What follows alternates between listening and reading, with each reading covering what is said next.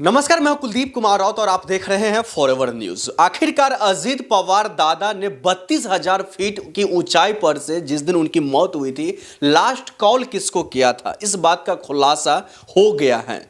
आखिरकार इस मौत के पीछे क्या है, लगातार विपक्ष में चाहे ममता बनर्जी हो, अखिलेश यादव हो, संजय राउत हो या फिर कई ऐसे नेता दिग्गज सेलिब्रिटी ट्विटर पर या सोशल मीडिया के जरिए सवाल उठाते हुए दिखाई दे रहे हैं, जो आखिरकार अजीत पवार दादा के साथ हुआ क्या। सच सामने आना चाहिए। आखिरकार किसे बचाया जा रहा है? क्या कोई गुनहगार है जो पर्दे के पीछे कोई और खेल रचा था? आखिरकार इन तमाम मामलों का, सवालों का जवाब क्या है, यह आज हम आपको इस वीडियो के जरिए बताएंगे। सबसे पहले हम आपको बता दें, जो 32,000 फीट की ऊंचाई से लगभग 1 मिनट तक की बातचीत जो है, सुबह में 8:40, माफ कीजिएगा 8:33 के करीब जो बातचीत हुई थी, वो किसके साथ हुई थी, इस बात का खुलासा कोई और नहीं, उनके चचेरे भाई श्रीजीत पवार ने किया है। वो जो है एक प्रेस कॉन्फ्रेंस के जरिए मीडिया से मुखातिब होते हुए उन्होंने कहा है, हमारे चचेरे भाई यानी कि अजीत पवार दादाजी ने मुझे फोन किया था। यह फोन कॉल 32,000 फीट की ऊंचाई से की गई थी। कभी कभार हो जाता है प्लेन के वाईफाई के जरिए कॉल, तो उसी वाईफाई के जरिए कॉल आया था और वो साफ साफ कहते हुए दिखाई दे रहे थे। दर्शकों, ये गौर करने वाली बात है जो आखिरकार बातचीत क्या हुआ।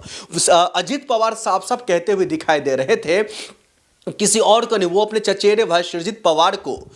आखिरकार जो वहां पर चुनाव था, बीएमसी चुनाव था, उसमें एक सीट पर किसी समुदाय के, किसी जाति के, विशेष वर्ग के जाति को वहां पर उतारने की बात को लेकर के बातचीत हो रही थी। इसी नाराजगी के चलते, इन्हीं तमाम चीजों को लेकर के चलते अजीत पवार जी कह रहे थे, मैं उनसे नाराज था, अजीत पवार से, और इन्हीं तमाम बातों को लेकर के वो कहते हुए दिखाई दे रहे थे अजीत पवार जी फोन कॉल के जरिए, मैं किसी जाति, धर्म या किसी विशेष समुदाय को बढ़ावा नहीं दे सकता हूं।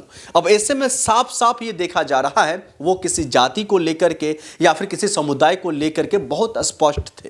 अब ऐसे में सवाल कई सारे खड़े हो रहे हैं। विपक्ष लगातार ये कहते हुए दिखाई दे रहे हैं, ये घटना नहीं, दुर्घटना नहीं, बल्कि साजिश का शिकार हुए हैं।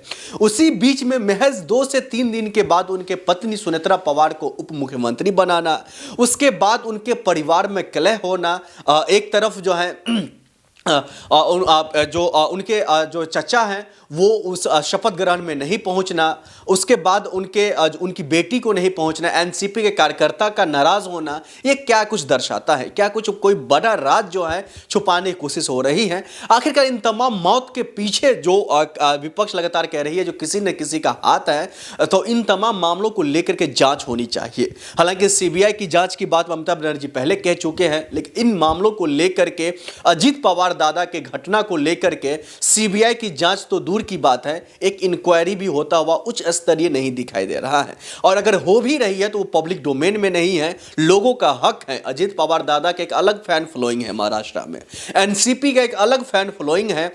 कहा यह जाता है जो महाराष्ट्र में यूं कहे तो मुंबई में जो अगर एनसीपी जिसके साथ रहती है, जिस पार्टी के साथ गठबंधन में रहती है, वो पावर में रहते हैं, उसी पार्टी के जो उप मुख्यमंत्री हो या फिर मुख्यमंत्री रहते हैं।